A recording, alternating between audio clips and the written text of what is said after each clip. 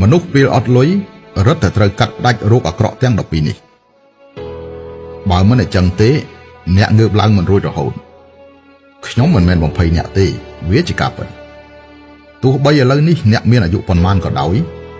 ឲ្យតែអ្នកកែប្រែនៅរោគអាក្រក់ទាំង12នេះចោលកន្លះឆ្នាំក្រោយអ្នកនឹងទទួលបានលទ្ធផលល្អមនុស្សនៅក្នុងមួយជាតិដើម្បីតែការរស់នៅព្យាយាមឲ្យអស់ពីសមត្ថភាពងើបវាឡើងសង្ឃឹមថាអាចនឹងធ្វើឲ្យវាคล้ายជាការពិតមួយបែរជាកាន់តែធ្វើកាន់តែអន់តើនេះការពិតជាអ្វីនេះគឺដោយសារខ្លួនមានរោគទាំង12នេះអ្នកណាប្រកាន់យកវាសុទ្ធតែរស់នៅមិនបានល្អ